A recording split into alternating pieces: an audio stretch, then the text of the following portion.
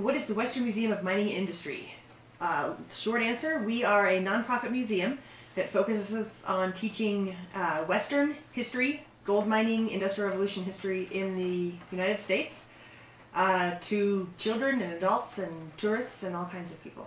We are not really self-sustaining. We rely on charities and volunteers and donations from the community and from corporate organizations to fund the museum and to keep us open so that we can do our education mission. I had no idea.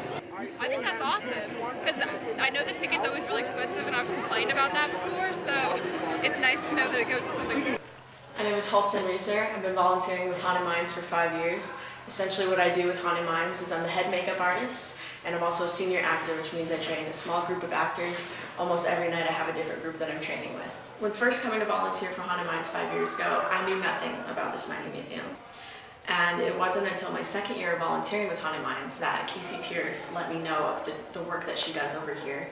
And she's one of our directors at Haunted Minds, and she let me know that this is where our proceeds go. This is what Haunted Minds is about. We keep them in production, and they're the number one to be concerned about. And so I finally went on a tour with Casey, and it's just amazing the knowledge that the workers here have of every artifact that you're going through this museum. And I absolutely adore what they do with educational programs, and I fully believe in keeping this museum alive. They run a great program. So volunteering at the mining museum, we tend to prefer adults or older people who have the time or have a skill set that can, maybe fix the steam engine or do some archival work in the library or something like that. But for Haunted Minds, for volunteers, we tend to draw from the high school and college age community. Kids that have a passion for acting and having fun and Halloween and helping their community. We generally accept almost everybody. We get good people in both places. It tends to draw good volunteers on both sides. And we need all kinds of skills. So if you can paint or if you can write or act or file something in the archives, we always need help. The volunteer vibe of what Haunted Minds and both this museum is pulling off is that there's passion and care about a community, whereas a corporation museum wouldn't hold the same kind of passions into putting their work and putting themselves into what they do.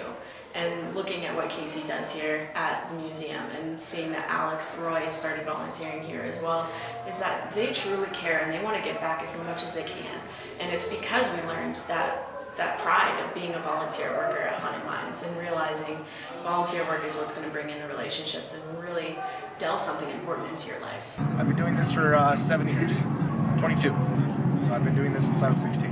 Like what Saw made you the want to? sign when I was driving home, or my mom was actually driving me home. We saw the sign for sign-ups and actors, and I was like, hey, I want to go scare people. So I signed up, and ta-da! It's great just to have fun, it's a fun way to give back to the community. I think we, benefit a lot of good causes, and it's fun just to, do that in a fun, do that in an interesting way, instead of, we basically get a chance to build what we want. We get together every year and plan. We sit and plan and design the place, and just kind of make our dreams a reality, and just say like, well, we're gonna build this twisted carnival, and like, hey, let's go do it. How do we accomplish that? What materials do we need, and just kind of get it done physically, and it's great. And it's also great to see. I'd love to see the volunteers come through and help us out with that. It's amazing the number of people who just sign up to our crazy dream of helping out the community and helping out the community and doing scaring people to do it. The reason that we're so family-based and that we keep coming back is because these are lifelong friends that you're making, and you find who you are by making relationships with these people in a way that you didn't realize before. And something brand new this year that's been really powerful for a lot of us, and especially a lot of the new volunteers, is we started a prayer group this year. And we started out our haunt night coming together, having a prayer of safety and just having a good time, and remembering that we're giving back to our community. And it's connections like that, and remembering we're all here volunteering and we're here to make friends is what brings us back, because we put in that passion of creating those relationships. So Haunted Minds donates to several charitable organizations. They donate to Westcott Fire Department, and they help us out with our medical and do our inspections and help us out with everything that we need to stay up to code and keep everybody safe. Plus they run drills sometimes in the haunt so that they would know what to do if they had to go in and find somebody who was there. Most of the profits that we get, most of the money we make, goes back to the mining museum. But once we do that, we take our profit back for rebuilding, construction, stuff like that. But after that, it goes to Westcott Fire Department, Humane Society, sometimes Red Cross, sometimes Trilex Cares, and a bunch of other places wherever we can throw the money at. Really. We get funding from a number of different places. We get small amounts from different mining companies, different nonprofit funding type organizations in the state of Colorado, but most of our funding comes from the Haunted Mines. Hi, I'm Steve Rossio. I am the executive director and also one of the founders of the Haunted Mines. My grandkids had been here on school trips, and I've been here years before down at the mining museum. But you know, you go by it so often, you kind of forget about this place. Anyway, they brought it up, so did my mother-in-law, and said, hey, you know, go check that place out again. I was like, oh yeah, I remember it from 20 years ago. Walked in, and it just hit me, just in the day, how spooky it was here. I was like, this is the place. But that was just the beginning of a long journey to try to convince the board and convince the manager of the museum about this and work up the business plan on how it could be to get them to allow this to happen in the first place. When we started this back in 2006, we knew we were going to be charity focused because we've been charity focused at the other haunts we've done. But we came in just with a fairly broad concept. We didn't know exactly how it was going to be. Are we just going to give money away? Are we going to do, you know, something where we're teaching people? Are we going to just focus on providing a good place for people to come and just leave it at that? We're going to stay local. We're going to deal with national charities. You know, we didn't know, so we had a general idea, but needed to essentially experiment. So we tried a couple of things, and one of the first things we tried was focusing on the education mission. Making that more than half of the mission, where we would teach people during the summer. Actually, we developed construction courses and tech courses on how to do pneumatics and things like that. But it ended up taking too much away from the core of this, which was our haunt.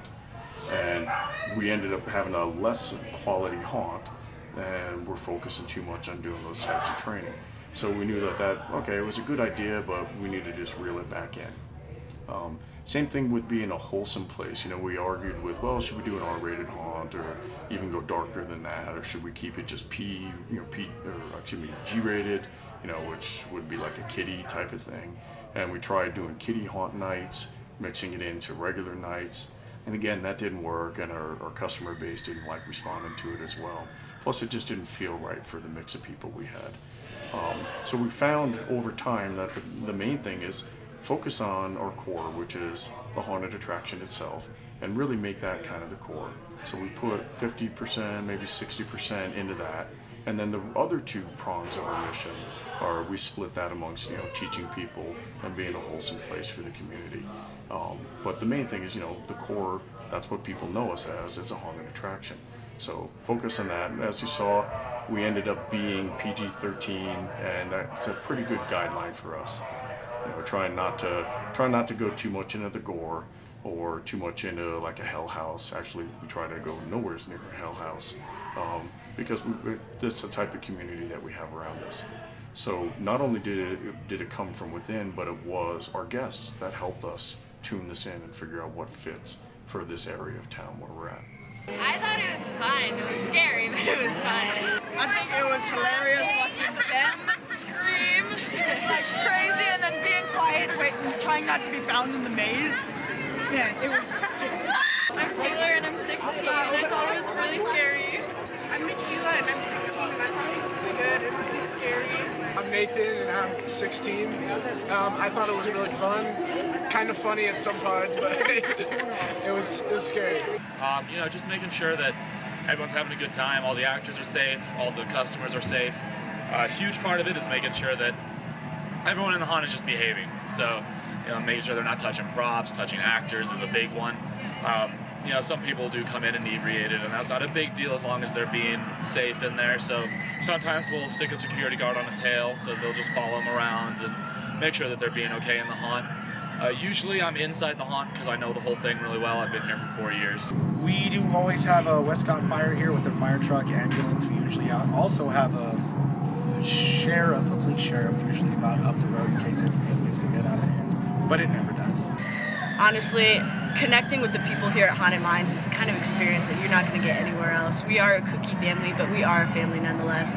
We have each other's back in everything that we do, and this is a great way to come out, meet people, but also give back to your community in a very creative way. We love what we do because we know we're giving to a good cause. It's fun, kind of a little bit of stress relief. You know, you can come here, hang out with cool people, chill out, scare people all night. They have no idea who you are. It's just so much fun. We get a really good crowd up here. We're very fortunate. We get just fantastic people that come as our guests. But every so often you get what we call, punk kids. You've heard that phrase before. They're kids that kind of want to come in and prove something, and they come to prove that they're tougher than the haunt, and that nothing will scare them. A lot of people come in saying, "Oh, I won't be afraid," or "Oh, nothing's gonna get me," and that's normal.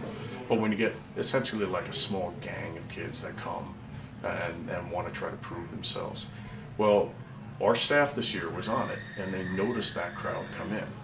And what we ended up doing, which is a responsive organization, a skill that a responsive organization can do, is we restaffed quickly, and we saw these kids and saw how they reacted to loud noise, and knew that this group of 20 or so, that we could get them by basically, instead of having one chainsaw clown, we put 3 in, and we sort of laid in wait for them. So they came in expecting one, and they're cuffing themselves for that. But then they turned the corner, and all of a sudden now there's another chainsaw wielding clown. And that got them to actually start running. But that wasn't enough, because now we hit them with a 3rd one. And the 3 chainsaw clowns worked together, and you just gave them the fun of their life. I mean, they were fun. We're actually not trying to truly scare them, but we made them laugh to the point where they were falling over each other, as well as being just terrified at the same time. And it was fantastic. I think it's hilarious that people who've been here, we don't really get scared anymore, because you can talk to somebody with blood all over them and you're like, how was school today? What's going on? The sound of a chainsaw here in the background doesn't bother me. So I think some of the funniest things that have happened is us trying to scare each other, because we're more relaxed around each other when the customers are not here. And 2 years ago, I was walking to my car when the haunt was closed. Somebody was underneath my car and grabbed my feet. Scared the hell out of me, but I appreciate it. I would say for me, it's the camaraderie, the fact that you meet really interesting, creative, and dedicated people over there that care about what they're doing, and they're fun, and it kind of creates this Haunted Minds family. And I think that camaraderie expresses itself in the production that we put on. People can see the passion that comes out of the people that come to Haunted Minds, because being that it's not paid, you draw people that just care, that have a passion, that want to do it just for the experience of doing it. Yeah, they like the way I do this, when I crank it like a chainsaw. Yeah, they like the way I do this, when I crank it like a chainsaw. Full throttle, heavy metal, set the bar, next level. Wasteland, getting all janky, so glow. Chainsaw. Lay the car with them elbows back, it's smoking just like this track. Surface circle from all this sweat, catch my breath. Chainsaw. Now hear me roar, I'm an apex predator. From the sycamore, let's get Skeletor. Chainsaw, chainsaw. Watch it learn, watch it learn. Get that thing cranking, yeah, slash, burn. Bow to the knees, yeah, crank it like a chainsaw. Bow to the knees, yeah, crank it like a chainsaw. Crank it, back, crank it, back. Bow to the knees, yeah, crank it like a chainsaw. Bow to the knees, yeah, crank it like a chainsaw. Crank it, back, crank it, back. Crank it like a chain, crank it like a chainsaw. Crank it like a chain, crank it like a chain, crank it like a chainsaw. Crank it like a chainsaw. Fresh flannel shirt, country bumpkin, lumberjack your moves, aka Pop Bunyan. Run, yan. I make it run. Chainsaw. Drop it down low. Chop. Here we go. Teeth so sharp that they call them my jaws. I'm your boss, baby, crank it like a chainsaw. Bow to the knees, yeah, crank it like a chainsaw. Bow to the knees, yeah, crank it like a chainsaw. Crank it, back, crank it, back. Bow to the knees, yeah, crank it like a chainsaw. Bow to the knees, yeah, crank it